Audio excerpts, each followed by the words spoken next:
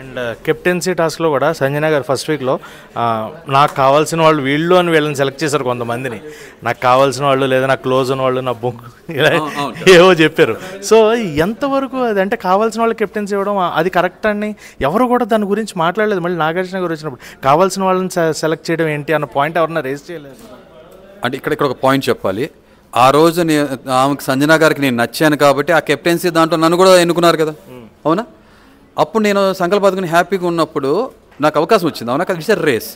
తర్వాత గుర్తుందో లేదు, వీళ్ళందరూ టెనెంట్స్ అందరూ కలిపి డిసిషన్ తీసుకుని కొంతమందిని ఎవరు తీసేయాలన్నప్పుడు తీసినప్పుడు నేను ఏం చేశాను, ఆ రోజు నాకు అవకాశం ఇచ్చినప్పుడు నేను ఆమోదించి నేను ఓకే అని యాక్సెప్ట్ చేసినప్పుడు ఇవాళ వద్దన్నప్పుడు దాన్ని కౌంటర్ చేసి ఆర్గ్యూ చేయడానికి ఇష్టం. ప్రియా గారి మిగతా ఆర్గ్యూ చేశారు, నేను ఆర్గ్యూ చేయడం ఇష్టపడను. శ్రీజ కూడా ఆర్గ్యూ చేశారు, నేను ఆర్గ్యూ చేయను కాబట్టి శిరసా వహించి ఓకే అంటాను, అవునా కదా? ఆ రోజు వచ్చినప్పుడు తీసుకున్నాను, ఎందుకంటే ఆమెతో నాకు గుడ్ రిలేషన్స్ నాతో ఉన్నాయి కాబట్టి ఇచ్చారు.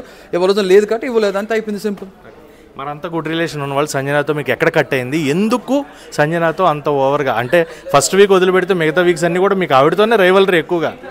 ఆమెలో నాటినెస్ కన్నా కూడా నాటినెస్ అనే హద్దులు దాటిపోయి కొంత సాడిజం, సైకోయిజం కనబడింది కాబట్టి ఆమెలో ఒక ఈవిల్ ఎలిమెంట్, రాంగ్ క్రివల్ ఎలిమెంట్ కనబడింది కాబట్టి ఆమె పర్సనల్గా వ్యక్తిగతంగా అటాక్ చేస్తానని తెలిసిన తర్వాత అది ఫ్లోరా గారి విషయంలో కానీ, లేకపోతే నన్ను పర్సనల్ క్యారెక్టర్ అసాసినేట్ చేస్తూ ఆడవాళ్ళని కించపరిచి మాట్లాడటం కానీ, లేదా నా షర్ట్ అన్హైజీన్ గురించి మాట్లాడడం కానీ, తింటూనే ఇవన్నీ మాట్లాడినప్పుడు నేను అనుకున్న ఈమె ఎంతవరకైనా వెళ్ళిపోతుంది. ప్రతిసారి కూడా ఈమె జారదు అన్నప్పుడల్లా నోరు జారుతూనే ఉన్నారు, ఇక దిగజారదు అనుకున్నప్పుడు దిగజారుతూనే ఉన్నారు, నోరు జారారు దిగజారుతూనే ఉన్నారు. సో ఆమె ఏంటో నాకు అర్థమైంది, ఆమె కంటెంట్ కోసం అని కనపడటానికి కోసం ఆమె టాస్కులు చేయలేరు అంతగా. సో ఏదైనా చేస్తారు, ఆమె ఎంతవరకు నిలగలరు అనిపించింది కాబట్టి నాకు she's not a right person. ఆమె ప్రాబ్లంలో ఉన్నప్పుడు ఆమె పక్కన నిలబడ్డా, ఆమె ప్రాబ్లం ఉన్నప్పుడు ఆమె ఎగనెస్ట్గా నిలబడ్డా, అంతే సింపుల్.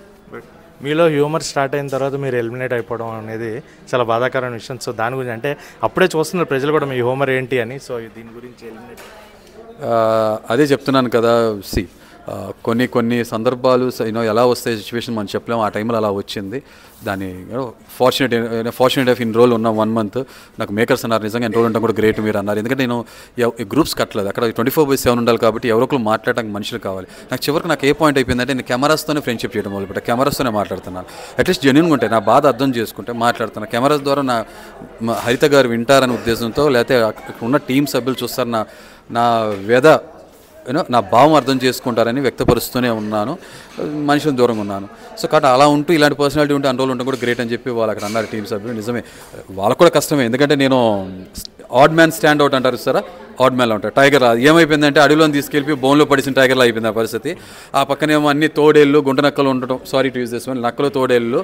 కానీ ఇక్కడ ఏమైపోయిందంటే ఏం చేయలేని పరిస్థితి. ఈ పులికి కూడా ఆటోమేటిక్ సంఖ్యలు వేసేసారు, గట్టిగా వేటాడటం కూడా లేదు. సో అది జరిగింది అక్కడ.